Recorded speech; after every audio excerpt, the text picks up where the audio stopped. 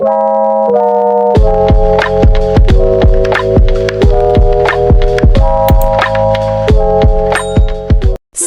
there is more news from Japan that is being widely discussed. Japan is threatening to destroy North Korean missiles that violate its territory. The atmosphere there started to get tense every day. Japan and South Korea will work together against North Korea. Meanwhile, the Japanese article itself talks about how they want to turn a school field that is too wide and a golf course into a sweet potato field.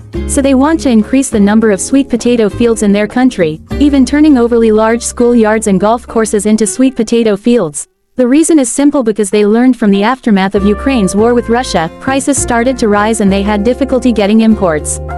So, the Japanese government thought about how to avoid a crisis when there was a war, or even when they themselves were at war. Netizens are also busy discussing what might be preparations for a food crisis during the war, which is why this policy is being implemented in Japan.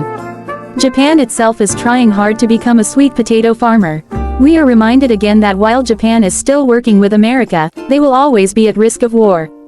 Even though it's not like that now, even though it's far in the future, the steps they are taking are starting to be planned by the Japanese government, where they are also making school land and maybe empty land there to grow potatoes. They want to go back become a sweet potato farmer. Farmers during the war were overpowered, not to mention sweet potatoes only needed around 80 to 100 days to harvest. So it is indeed an effective step that we need to implement so that when there is a food crisis we can be prepared for its effects. So, that's what I just wanted to talk about. Share your thought in comments down below and see you in another video.